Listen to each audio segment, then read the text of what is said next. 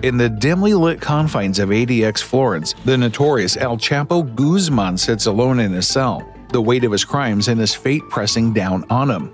The silence of the prison is broken only by the distant echoes of footsteps and the occasional clang of metal doors. As he gazes out of his small window, a solitary beam of moonlight cuts through the darkness, casting a haunting glow on the cold, concrete walls. But behind the facade of tranquility lies a story of intrigue and mystery, of a man who once wielded unimaginable power, but now finds himself trapped in a world where every move is monitored and every breath is controlled.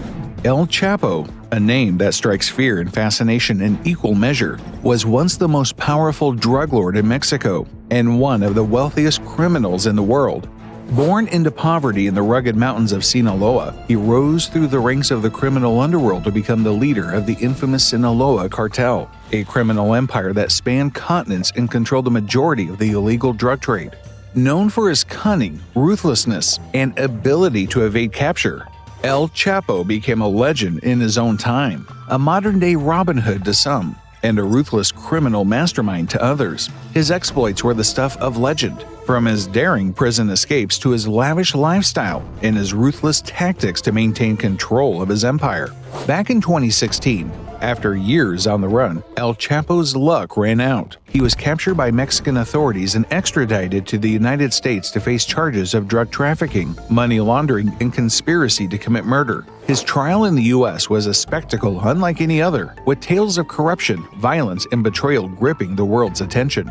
Now, El Chapo finds himself in a different kind of prison. Far from the luxurious mansions and hidden tunnels of his former life, he is housed in ADX Florence, the most secure prison in the United States, where he spends his days in isolation, cut off from the outside world and facing an uncertain future.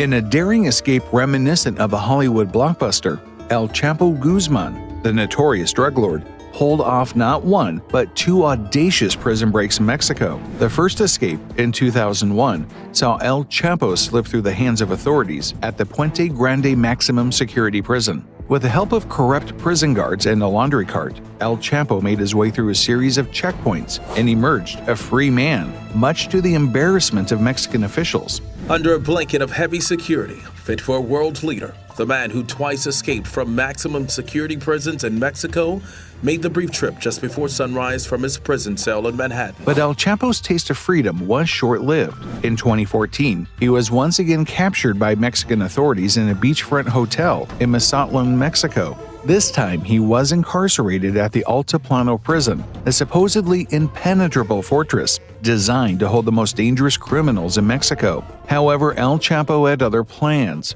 In 2015, he orchestrated his second escape, this time through a tunnel that led from his prison cell to a nearby construction site. The tunnel, equipped with lighting, ventilation, and even a motorcycle for a quick getaway, was a testament to El Chapo's resourcefulness and cunning. But El Chapo's luck ran out in 2016 when Mexican authorities captured him once again, this time in a dramatic raid at his safe house in Los Mochis, Sinaloa. After a fierce gun battle, El Chapo was apprehended and sent back to prison, where he awaited extradition to the United States to face charges of drug trafficking, money laundering, and conspiracy to commit murder. El Chapo's capture and extradition marked the end of an era of the notorious drug lord, but his legacy lives on. Next, we delve into the harsh reality of El Chapo's life behind bars at ADX Florence, one of the most secure prisons in the world.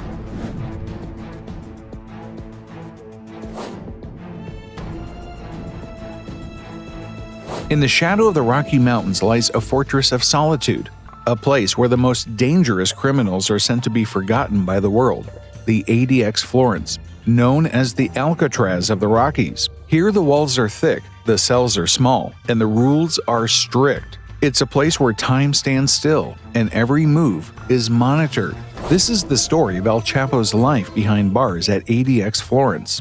El Chapo's arrival at ADX Florence marked the beginning of a new chapter in his life, one filled with isolation and strict confinement. In this high-security prison, inmates are confined to their cells for 23 hours a day, with only 1 hour of recreation in a slightly larger area. They are closely monitored and escorted in handcuffs and shackles whenever they leave their cells. The conditions at ADX Florence are designed to be as secure and restrictive as possible.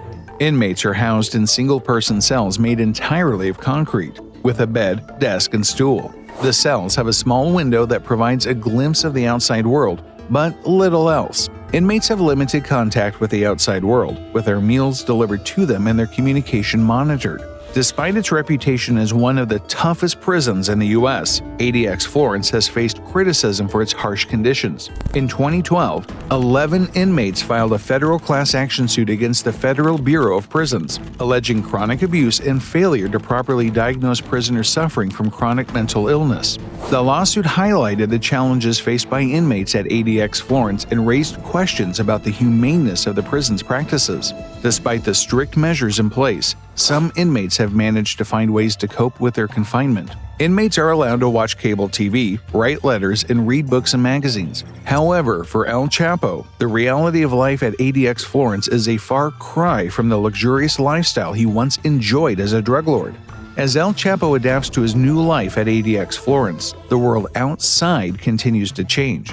The rise of new drug cartels and the shifting landscape of the drug trade in Mexico pose new challenges for law enforcement. In the next section, we'll explore the impact of El Chapo's incarceration on the drug trade and the rise of new criminal organizations in his absence. In the bowels of ADX Florence, El Chapo's days are a monotonous blur of solitude and confinement. Confined to a cell for 23 hours a day, his existence is a stark contrast to the fast-paced life of crime he once led. His cell, barely larger than a closet, contains a bed, a desk, and a stool, all bolted to the floor. The only window to the outside world is a small slit that barely lets in any light. El Chapo's interactions with the outside world are severely limited. He receives his meals through a slot in his door and has limited access to recreation. When he does leave a cell, he is escorted by guards, shackled and handcuffed, never allowed to interact with other inmates. Despite his notoriety, El Chapo is just another inmate at ADX Florence, subject to the same rules and restrictions as everyone else. Life at ADX Florence is a constant battle between isolation and despair. El Chapo spends his days watching cable TV, writing letters to his family, and reading books and magazines. These small comforts are a lifeline to the outside world, a reminder of the life he once had. But even these simple pleasures are tinged with sadness, as he knows that his days of freedom are long gone.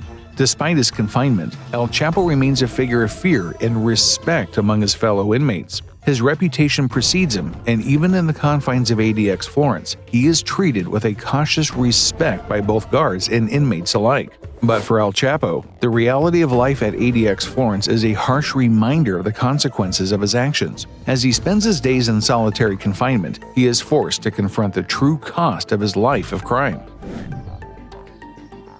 He's only permitted out to speak to limited members of our office and 1 hour of exercise a day. The fact that he has caused no security problems since he's come to this country. He's conducted himself the way he should in court and with the agents who arrested him, that the current restrictions are excessive.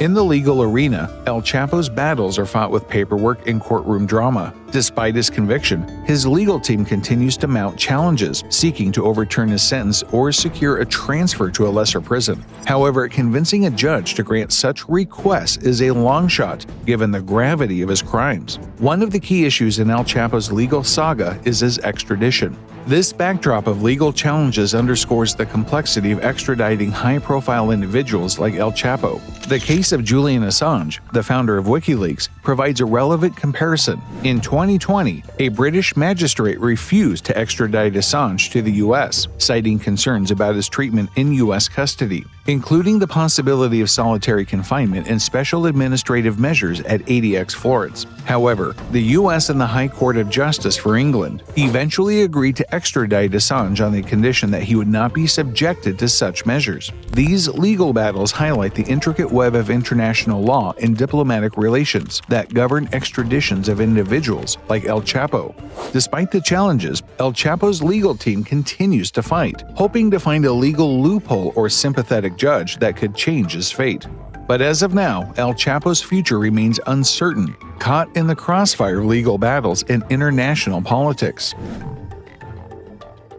As El Chapo languishes in ADX Florence, his future remains uncertain. While his legal team may attempt to persuade a judge to transfer him to a lesser prison based on his good behavior, the likelihood of success is slim. His incarceration has barely changed the status quo in Mexico, where the Sinaloa cartel remains a dominant force in the drug trade. Mexico's president, Andres Manuel López Obrador, has expressed sympathy for El Chapo's plight, suggesting that he may consider a request for his return to Mexico on humanitarian grounds. However, it is unclear if Mexico has the legal authority to override his extradition to the U.S. The U.S., for its part, is unlikely to agree to such a request, given El Chapo's history of escape and the seriousness of his crimes. El Chapo's story is far from over. While he may spend the rest of his days behind bars, his legacy as one of the most notorious drug lords in history is secure. His rise to power, his daring escapes, and his eventual capture and extradition to the U.S. have all become part of the lore of the drug trade.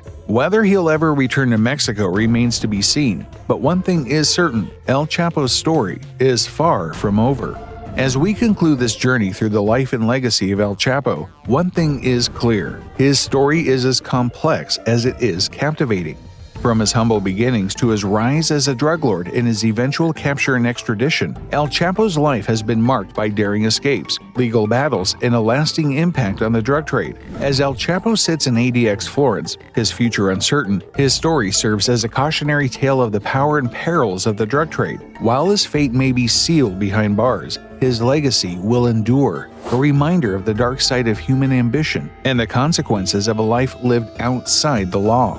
Join us next time as we delve into another chapter of true crime and intrigue.